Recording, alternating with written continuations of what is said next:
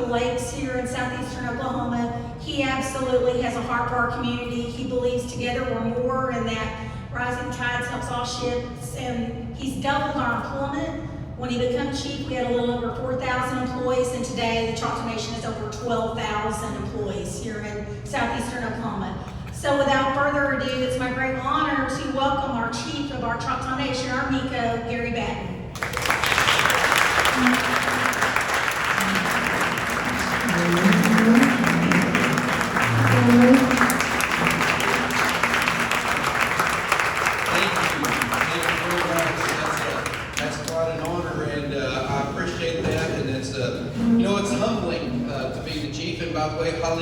And hello and welcome to Choctaw Nation here in Durant. We love having you come here to our area, and I know most of you are from this area.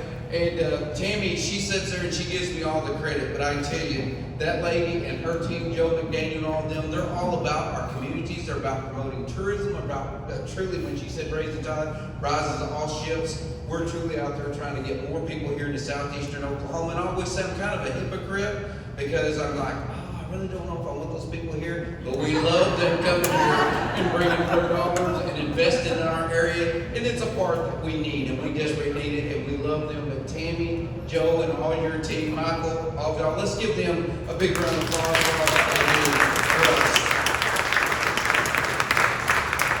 And I love the idea about, I truly believe, you can't separate, I know I jokingly always say this, you can't separate the Choctaw Nation from all of our communities. And what I mean by that, a tribal member and a non-citizens, my wife is not a tribal member, so my house is not going to be divided, so it's just one. As a matter of fact, she tells me she's the chief, I'm not the chief at home. But I truly appreciate the partnerships and the communities and how we all work together and how we pull together.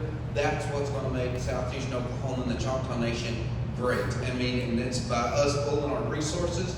We don't have everything, but we have wonderful people here in southeastern Oklahoma. And matter of fact, I was at the Bigfoot Festival this weekend, and I saw, I think it was the Lieutenant Governor dressed up as Bigfoot down there, I'm not sure.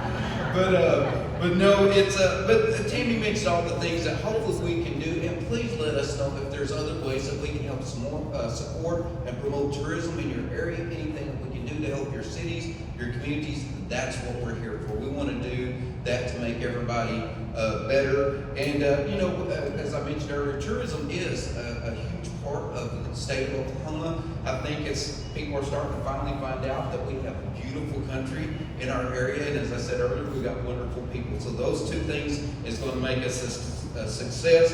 And this guy I'd like to introduce here, though, I know I can read this. It says Matt Pinnell was elected as the 17th Lieutenant Governor of the state of Oklahoma on November 6, 2018. In that role, he serves as President of the Oklahoma State Senate and is a member of multiple constitutional boards and commissions. Lieutenant Governor Pinnell also serves as Secretary of Tourism, Wildlife, and Heritage on Governor Stitt's cabinet. In his role as Secretary of Tourism, Wildlife, and Heritage, Pinnell oversees the Oklahoma Department of Tourism and Recreation and the state's efforts to promote tourism, the third largest industry in Oklahoma. Pinnell led the successful effort to rebrand the state of Oklahoma, a component of the overall effort to retain and recruit more jobs to the state of Oklahoma. And if you all know Lieutenant Governor, he is such a true friend. He's a true Oklahoman. His heart is for getting people here. He is truly about promoting our areas, and I appreciate him so much. He's a true friend to all of us, and I cannot appreciate him more. And let's give our Lieutenant Governor a warm welcome.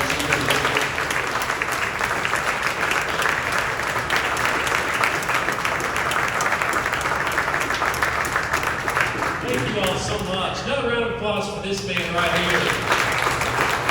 12,000 employees. 12,000. That's big time. That's big time. And By the way, if anybody needs a job, Go see the chief. I really do value our friendship, the relationship that we have with your nation. I was just here recently, just a couple months ago, meeting with your team to talk about some of the things that I'm going to talk with you about today. But first off, I got to say, how is the third largest industry doing in the state of Oklahoma? That's you all. Third largest industry in the state. Our tourism industry, those of you all that are sitting out here that do tourism every day, that are inviting people inviting people to the state of Oklahoma every day.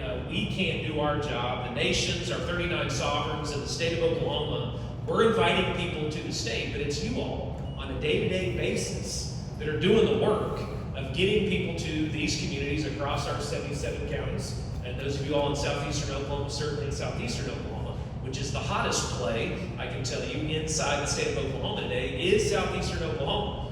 There's not a more popular area of our state today when it comes to outdoor recreation and just being a tourist.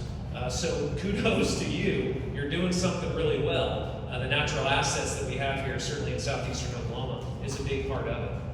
I love our tourism industry for a number of reasons. I ran for lieutenant governor because I wanted to oversee this industry, because I knew how big of a deal it is for the state of Oklahoma and where it could lead us.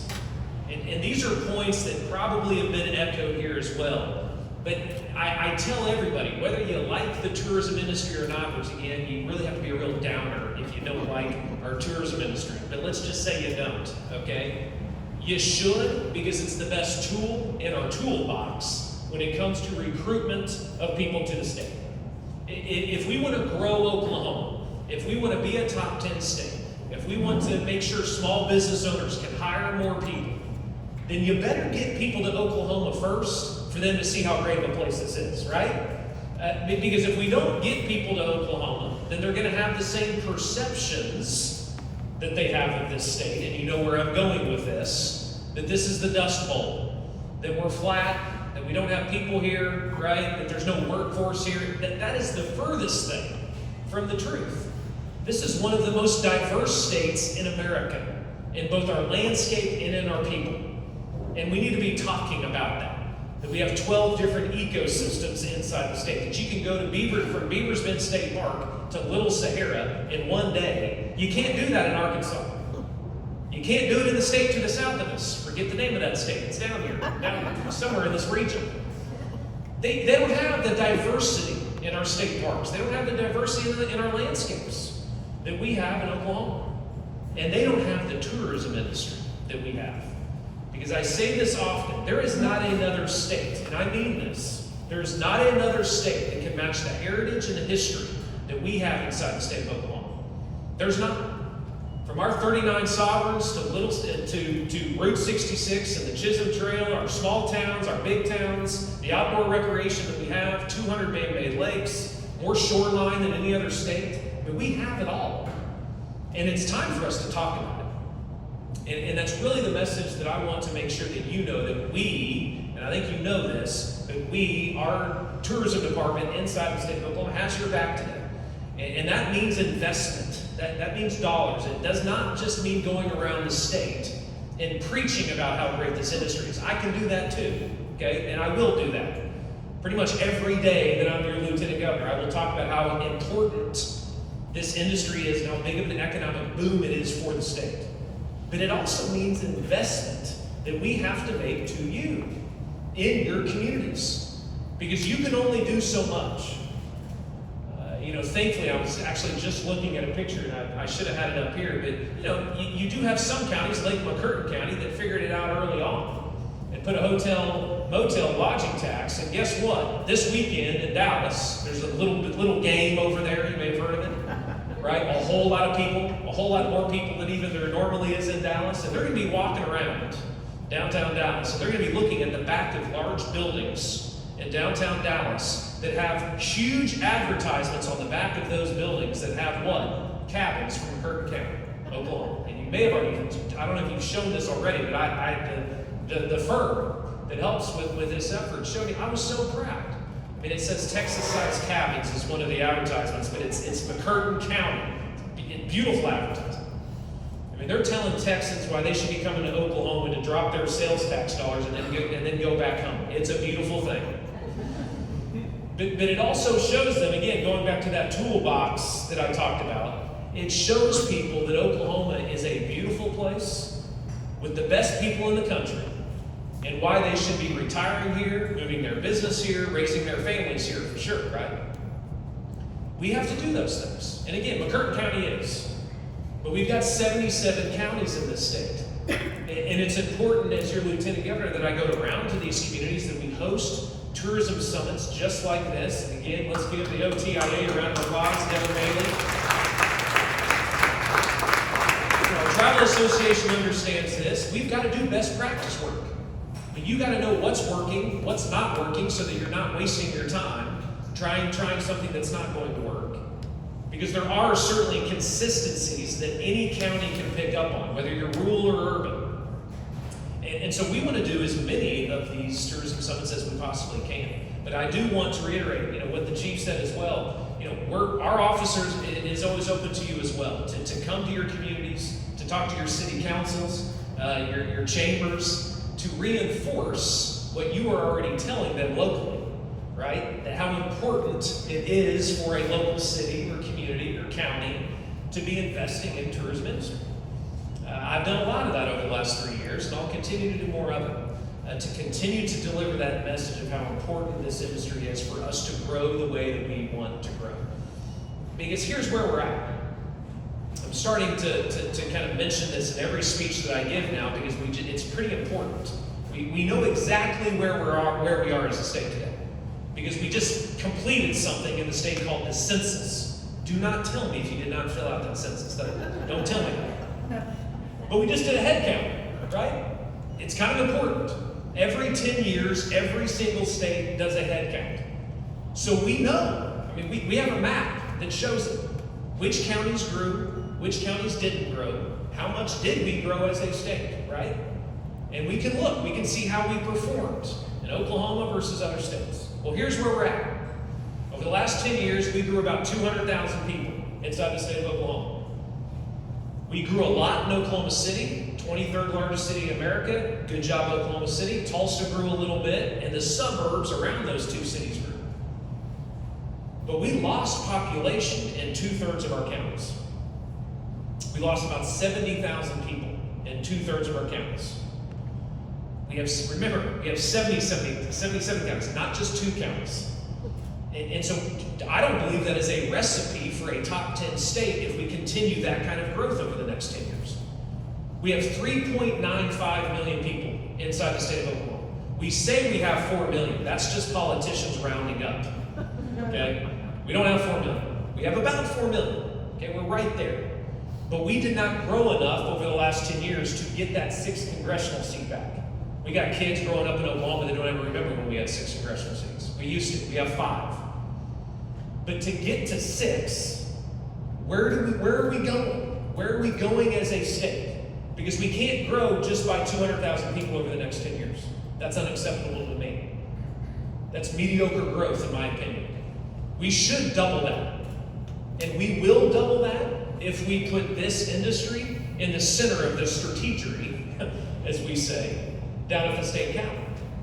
Republicans, Democrats, Independents should be able to rally behind that. We're at 3.9. How do we hit 4.4? 4.5? And then I'm fine with debating that on the floor of the State House and the State Senate, or having that conversation in our cabinet meetings with our governor. I'm fine with debating how we get there, how we get 400 to 500,000 more people inside the state of Oklahoma. Let's keep the big thing, right? And that's growing this state. That's going to be done by keeping our homegrown talent, the kids that we're raising in this state, giving them the ability to find a job here, or going to one of our regional universities or amazing career tech facilities that we have across the state of Oklahoma, and not allowing them or giving them every opportunity, let's put it that way, giving them every opportunity to be able to thrive here and go to school here and then find a job here. That's what other states have done. It's why there's twice as many people in Dallas today than the entire state of Oklahoma. There's 29 million people in that state today. There will be 40 million people in that state by 2040. Texas is the state that I'm talking about. I said the word once. I'm only using 40 million people. So yes, that's a heck of a lot of people. They're going to be in our state spending money and creating sales tax. I love it. But we should also be down there in that state, again, showing them how beautiful Oklahoma is, talking to them about why this is the best state to live, work, and play, because I do think that is part of the plan over the next 10 years, is to bring some of our homegrown talent back home. Because we all have friends and family down there. Every single one of us probably in this room. And it is prime time. I mean this. It is prime time in Oklahoma today to tell the story of Oklahoma. Truly tell the positive story that is Oklahoma, while fixing things at the state capitol that we need to fix, yes. But what COVID has created, I mean, we really are entering a new world in a lot of ways. This remote working environment that we have, people living in other states that are sick and tired of living in an anti-business environment, small business owners, they're finally sick and tired because we're taking the phone calls down at our Department of Commerce on this. They're looking at Oklahoma for the first time, potentially ever. Business owners, families that have lived elsewhere, maybe have never been to Oklahoma before, are calling us proactively, calling our Department of Commerce and our tourism department, saying, hey, tell me about the freedom that you guys have here. Because we're looking for it, we hear it, we hear that it's here, and I'm looking at this brochure from McCurtain County, and I don't believe it. I don't believe that that's Oklahoma. Well, come see for yourself, right? Come see it for yourself. And we will deliver, you will deliver, when we can get people here first. But I always mention this because, again, you are the leaders in your communities. You're going to go back home, back to your communities, and I want you to keep that 3.9 million people number in your mind. And if we do rally as one state, our sovereigns with the state of Oklahoma, community to community, across 77 counties, I believe we can hit 4.4 to 4.5 million people. Get that 6th congressional seat back, and then finally, yes, be on some top 10 lists. Because at that point, we can be. But if we don't promote this industry right here, that is that, again, that best toolbox to get people here first, then it's going to be very difficult to grow the state at a much more rapid pace than we have over the last 10 years. We will do everything that we can inside our state Department of Tourism to get more dollars to target, in a very targeted way, everybody that we know that would come to Oklahoma into your communities. We will do that. We will continue to be tenacious in that effort down at our state capitol, and we will be in your communities as much as you need us in your communities. Because that is the way for us to grow the state in a much more aggressive way. I'll end on this. That freedom thing that I mentioned to you, because again of what we've seen through COVID, and these main streets that are lined with international tourists that are now finally coming back to Oklahoma for our Native American heritage and history that is here, for Route 66, for the Chisholm Trail, for this small town charm, American. They want a main street lined with American flags and a small boutique hotel and a great brewery. A lot of times, that's what it takes. But I want us to remember how lucky we are to live in Oklahoma.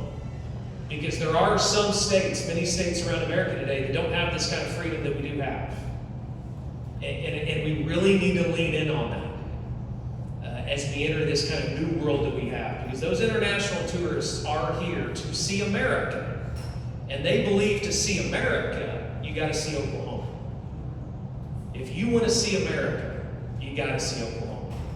And if we deliver that message across every other state and internationally, we're going to fill up this state. We're going to fill up this state the right way. So thank you all for being here, for learning and taking this back to your community. Everything that you're going to learn here today, we'll continue to have your back down in my Lieutenant Governor's office. Thank you all so much. Appreciate you.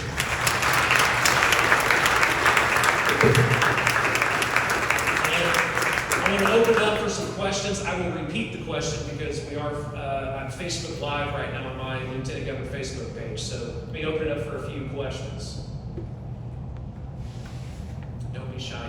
Yes? So you talked recruitment. So one of the issues that a lot of Oklahoma sees in recruitment is for top quality like teachers, educators, and even when we start looking at police officers and so forth, especially over this far south, we're competing with Texas. So when we do look at tourism, you're right, tourism specifically is bringing people in, but it's also retention. So what potentially are we looking at to potentially help with that, even on a salary basis and so forth? Yes, the question again, when it comes to teacher recruitment, I mean, you guys are right here on the front lines of it all, right? I mean, they can cross over that invisible line into that state down there to the south of us. when it comes to police as well. Let me start with law enforcement, because that's directly tied to sales tax. Okay? And this is a key point for all of you all when you have to defend tourism in your communities. One of the things that you should say in your elevator speech is, do you support police and fire in your name of the community? And hopefully, in Oklahoma, we still support our police here in the state of Oklahoma. I can tell you that right now. Can I get an amen? We still do that here. And if they're going to say yes, you say, well, you better support your tourism industry, because that's where you create a whole lot of sales tax. We live or die on sales tax as a state. We're arguably the most sales tax dependent state in the country. I could argue we're too sales tax dependent. But if we're going to be that sales tax dependent, we better get tourism dollars. Otherwise, mayors and city managers across the state of Oklahoma aren't going to be able to pay for those police and firemen. So that's my pitch on police. If we're not creating sales tax, it's very difficult. We're creating sales tax here. But sales tax is king for us. It really is when it comes to tourism dollars, when it comes to our cities that have to operate city governments. When it comes to teacher recruitment and retainment, we have a lot of industries across America. It's not just an Oklahoma problem. Nurses, aviation, which by the way, Southeastern, I just did a tour over there. They have one of the best programs in the country. They have a pipeline, and I didn't know this. Now I'm going to be talking about it everywhere I go. You can graduate over there, you can immediately be hired at Delta, Southwest, and American Airlines. How cool is that, right? And there's a lot of folks down in that state to the south of us are coming up here and filling up that college because of it. So kudos to Southeastern on that program. And teachers. So teachers is the other huge shortage that we have. And listen, I could spend an hour talking about public education and higher education for that matter. There's a lot of issues that have to be addressed. And I go directly to teachers to have that conversation when my kids are in the Jinx public school system. And they tell me a lot of things, some things that I can't say in front of a microphone, some things that I can't. And one of the things that I can't say in front of a microphone is, listen, hey, thank you for the teacher pay raises. We appreciate that, we want that. But you also have to realize that if I've got 40 kids in my class with no teacher aide, teaching a lot of kids of those 40 kids where English is not their first language, how long do you think I'm going to last? Whether you pay me $40,000 or $50,000. And so we have to address teacher class sizes. We have to get teacher aides back into classrooms. And yes, teacher pay has to be competitive. If we don't do all of them, it can't just be one of those three things. And I wouldn't call it a three-legged stool, but there are some common themes that do continue to come up when I'm talking to teachers. Certainly pension systems and retirement benefits as well, making sure those are competitive. If we don't do this on the value proposition, they can come to Oklahoma, they can love our people, they can see how beautiful this place is, the affordability of this place. Like our value proposition is just off the charts on a number of areas right now.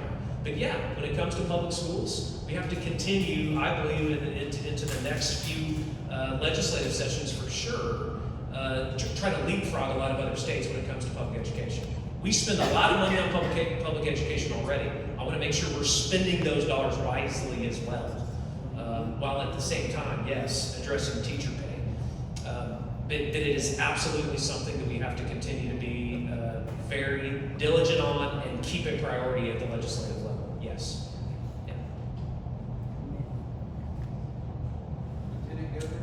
Yes, Chief. I know there's a lot of dollars coming in with ARPA, and those are coming to the counties, and most of these towns, I know I see you go in different ones here that, basic infrastructure, water, sewer, all those are critical. I know Tammy and we have been pushing it out like crazy, but is there anything that the state is doing to make sure that everybody can gain access to those dollars? Yeah, that's a very good question, Chief. So ARPA dollars, which ARPA dollars are my two favorite words right now.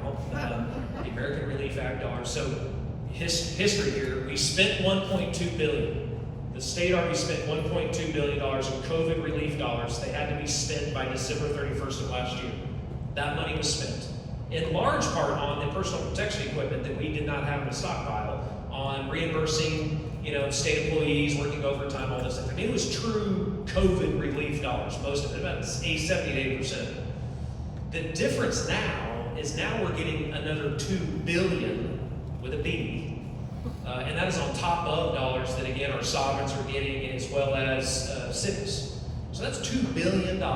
We already received a $900 million deposit into our state accounts. The portal, this portal that many of you all know about has been open so anybody can submit ideas. And I don't know how many we already have, but I can tell you when South Dakota opened their portal 2 weeks ago, they had 15,000 submissions in like 24 hours. So it's going to take a long time to work our way for the legislature to work through that list of items. But the difference here with the ARPA dollars, it kind of in a lot of ways is our new deal. I mean, these are we want to spend some of these dollars on one-time expenses, so we don't want to spend something on a reoccurring expense. But a one-time project that is going to return a return on the investment, well, I mean, what better place to spend some of those dollars on than, again, tourism-related expenditures and projects? That was the hardest hit industry, arguably in the country and in the world, was the tourism industry. So I assure you, we're making that pitch to our legislators right now. That, hey, if you really want to move the needle as a state, then let's spend some of those dollars creating economic development with the tourism attractions and industry that we already have in Oklahoma. And so we're doing that. We have a lot of requests. Some of these things will start being fleshed out. We'll work with, again, counties and cities and sovereigns on it. But it is a very big deal, folks. We're not going to get another $2 billion dropped into the state of Oklahoma that the state can spend creating economic development. And we better spend it, by the way, on projects that are going to return on the investment, because the next generation, someone's going to have to pay that bill. Future generations are going to have to pay that trillions and trillions of dollars that we're dropping all across the country. And so let's be smart spending those dollars on places that will return money back to next generations. Those generations that are going to be creating businesses and raising their own families right here in Oklahoma. And we'll be doing that over the next, I would say, 12 months is kind of my timeline. Where, a lot of these projects will be talked about through the legislative session, the first and second quarter of next year. But we want to be spending some of these dollars quickly. We have till like 2024 or 2025 to spend those dollars. I want to be getting those dollars in communities, circulating as quickly as possible. Turning dirt over, creating projects, building infrastructure as soon as we can. So we talked a little bit about workforce in the hospitality industry. Even pre-COVID, we pondered how maybe career tech could offer some sort of certification so that people come through that pipeline and are ready to go to work, petitioning to go to Durant. That's right. Now, post-pandemic or in the middle of it, we're having more trouble with workforce. But is there any plans statewide to maybe create some sort of, I don't mean like a comprehensive, something quick to get people trained? Yes, the question is, again, workforce, hospitality industry, workforce, is there something that we could create somewhat fairly quickly, maybe an incentive of some sort? Yes, there's a lot of conversation happening.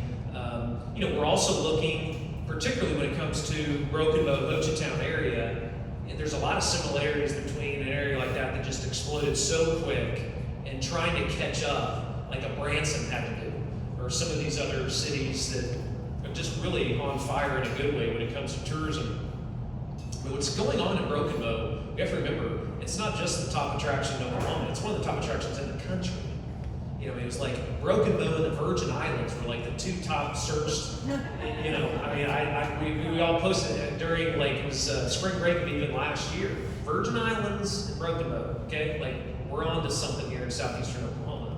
But that comes with a lot of things that have to be fixed, from sewage to water, to roads, to workforce.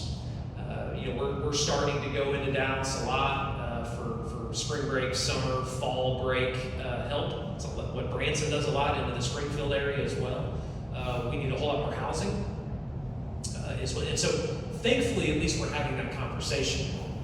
We also have, again, the Choctaw Nations that's having that conversation. So it's not just the state. I wear out Tim Gatz at ODOT. God bless that man. I wear him out constantly because we always need so much help from ODOT, and they've done so much for us. For all these new Route 66 signs and Oklahoma Fishing Trail signs, that trail I created that a couple of years ago. And they understand. I mean, just trying to keep up with that tourism growth we have in southeastern Oklahoma, we need better roads and bridges and those type of, and they're helping us. But there's only so much they can do so quickly. So we're working with other agencies as well. There's no silver bullet there. Because again, in this area, the Choctaw Nation is already very competitive when it comes to salaries at all of their attractions. And I know many restaurants in Broken Bow are doing the same thing. With the federal government, with the checks that were coming in, there's certainly there was an effect there. As some of those unemployment benefits expire at a federal level, you may see a little bit of an uptick. I don't know how much though. And so I think it's going to be very important for us to work with our career tech system to get more people trained, and for them to see that it's not just a decent paycheck, it's a great paycheck that is not minimum wage, not even anywhere close to it in a lot of the hospitality industry that we have across the state today. Yeah. Since you brought it up, I would like to give you more detail. You had mentioned, obviously, working with ODOT. I believe there was a meeting that occurred earlier today where a lot of discussion took place specific to 259 going north out of Broken Bow. Yep. And my question is, do you have any information for us? And secondly, what kind of support can we expect out of your office to help us get onto that plan and escalate very quickly through? Yes, in 259A, there is now for the first time, ODOT refers to as a work plan. For the first time, potentially ever, ODOT has an actual work plan for 259A. That should be a round of applause. Please help me. I try as much as I wear ODOT out. I gotta pat them on the back as much as I can. So there's an actual work plan for 259A. Now listen, I would love to, if you've been to Branson, you've seen, the blue route and the yellow route, and they literally just bulldoze through, the middle of a mountain almost to create all these different routes. I don't know if we ever can get there, okay? But I do know that 259A has got to have some changes to that fairly quickly. For sure before, fall break's going to be, is going to be cray-cray over there. And then, winter comes. For spring break of next year, we need to be in a different place. Even just some temporary things. ODOT is doing that. But there's also a conversation. I wasn't in that meeting today, and I don't want to be speaking out of turn too much, but there is a conversation happening about 259A is not a highway anymore for logging trucks. Now, it is, but it truly is a main street now. And there's conversation, a lot of serious conversation about sidewalks, about slowing traffic down a little bit there, because it truly is a main street in a couple of those miles for sure. And a few lights, okay, I don't know how many lights, but a few lights along 259A as well. And some temporary things that they can do. A few more turn lanes. No, they're not talking about widening it too much, okay, because there's a lot of businesses right there along 259A. But we're working with the small business owners as well. I mean, Michelle's been in some of those meetings who operates a business right on 259A. So we know that it's one of the top priorities for us at ODOT when it comes to tourism development and road work inside the state of Oklahoma. And I do believe you're going to see some change there in a good way between now and the end of the year. Yeah. Yes. So you mentioned the need to inject additional $40 into rural Oklahoma, and so with that, is there a plan aside from the ARPA dollars? Is there a plan to take tourism money and put it into the rural communities and or the Lake and Country Associations? Yes. So here's the plan. So the question is, hey, you mentioned more dollars into tourism promotion. Here's where we are. Your promotional department, it is your promotional department, and inside our Oklahoma Department of Tourism, we have a promotional division. It's $5 million a year. That's our total budget. Roughly $5.2, $5.3 million. We're capped. Okay? Now 10, 15 years ago, our Oklahoma Department of Tourism Promotional Fund was not capped. And it's based upon sales and use tax, so it fluctuates anyway, in a conservative way. But 10, 15, 20 years ago, they had $10 million some years. In a good year, they did $10 million with much cheaper advertising rates. Think about that. So we have, in some years, we have half as much in 2021, 2022 with advertising budgets that have gone through the roof. And so we're very limited in what we promote. So when I created the Oklahoma Fishing Trail 2 years ago, I had to go to Jennifer Mullins, who is our promotional, she's great, and I always have to pat her on the back too, because I'm constantly telling her to create something that costs money inside our tourism department.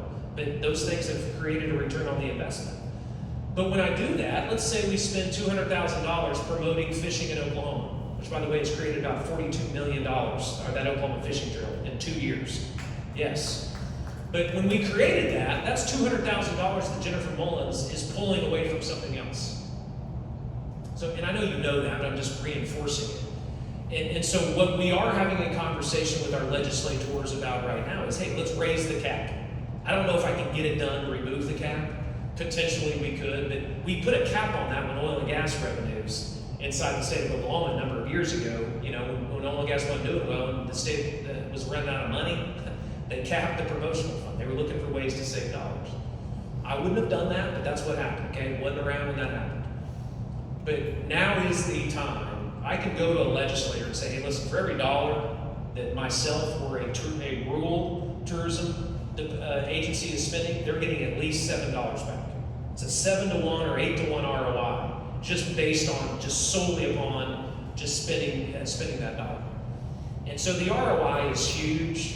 It's much larger than most things that we invest in, and that is the plan. So outside of ARPA dollars, because those are one-time dollars, I need reoccurring advertising dollars to tell people to come to Oklahoma and spend money. And I need more than $5 million, because think about this. The state to the south of us spends over $41 million. And they also have about a $10 million international budget. Now, you and I both know I could spend $5 million just internationally, because Oklahoma is such a popular state for international tourists. I could spend $5 million in Australia, which is the new #1 community for Route 66 enthusiasts. And I would get a big ROI, I bet you. So I don't know what that magic number is. I'm never going to get 41 million. But if we were in the $10 million range, it's a game changer, both for us at the state, but also for rural. Because it allows us, yes, to spend a little bit more money promoting agritourism or anything that one of our other rural counties has. And that's where I want to go.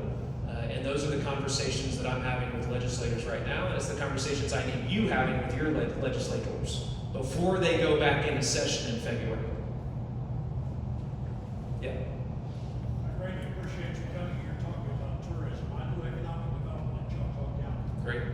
And we currently get about 600,000 people who travel to Beaver's Bend each year, out of 2 million that visit, coming through our community, our county.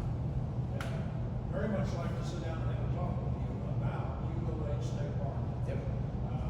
And you've been there, you visited our facility, you know the cabin of turkey hunt. Yep. At your meetings, somebody from your department would love to talk to, because we need a little assistance. Yep. We work very hard to maintain that park. Yep. Keep it up. And we need a little assistance from your department, tourism department, to try to maintain that better and improve our relationship with the public. I agree. Hugo Lake State Park was the question, advocating for Hugo Lake. And listen, because there's over 600,000 people visiting Beaver's Bend, it will be over 1 million before we know it. The traffic that will go somewhere else when that place starts filling up is Hugo. And it looks a lot like Broken Bow, as we both know. And it's an amazing lake there. And there's a lot of private development that's being talked about right now around Hugo, and some outdoor ATV trails as well. But no, I'd love to sit down and talk about it. Robert's Cave, again, is growing by leaps and bounds as well.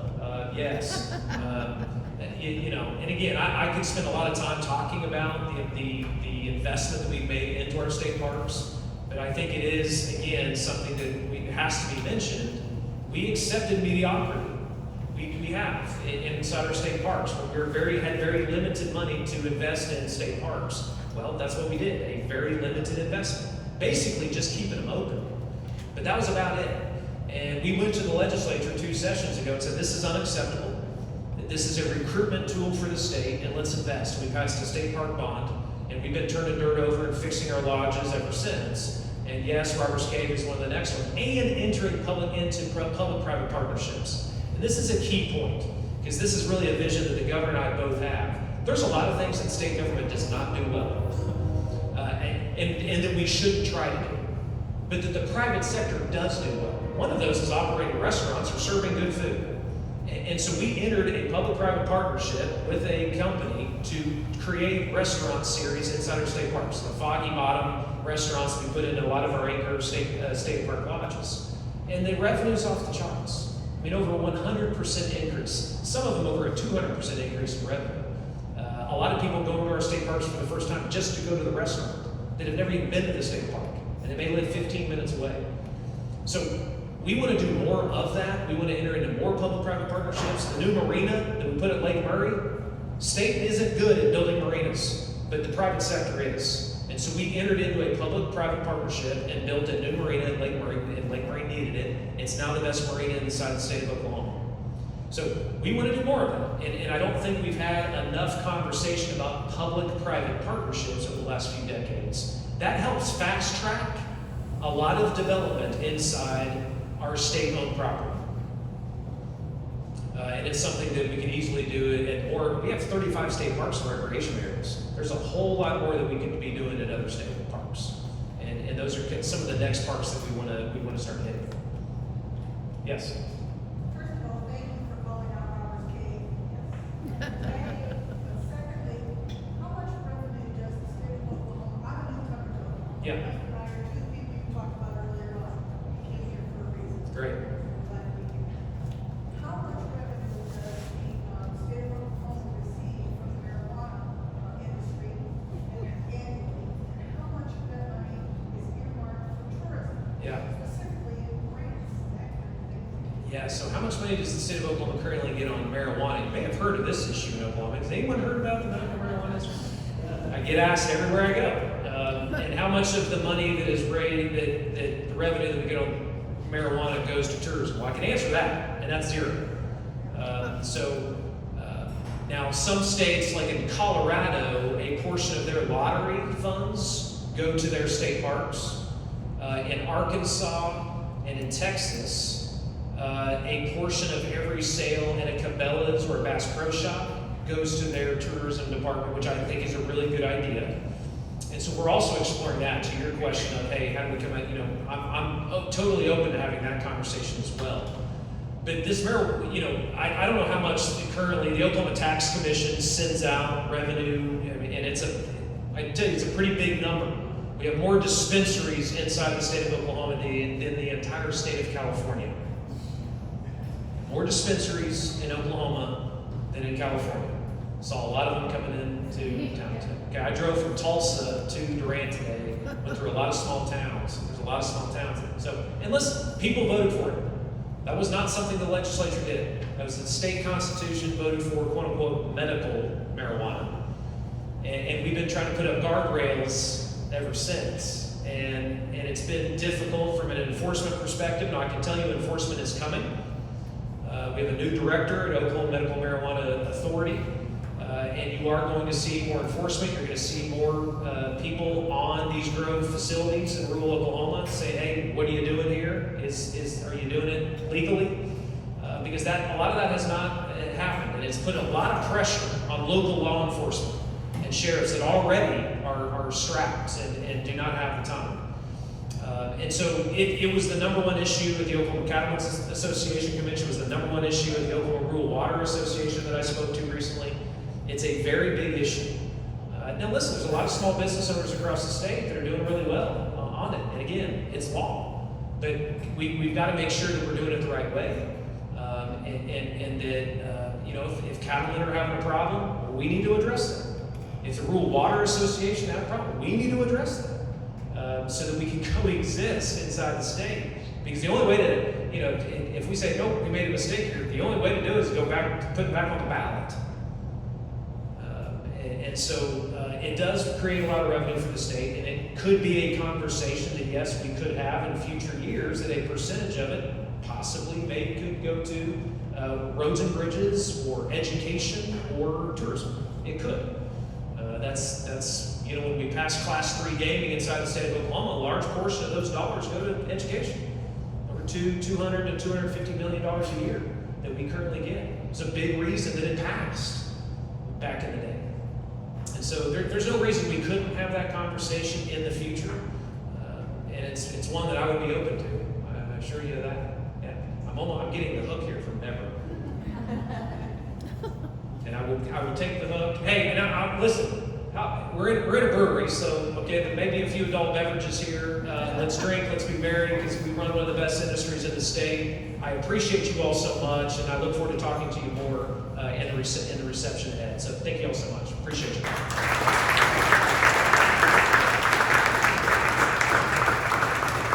Thank you all so much for being here. The Oklahoma Travel Industry Association is an organization that many of you all are participating in.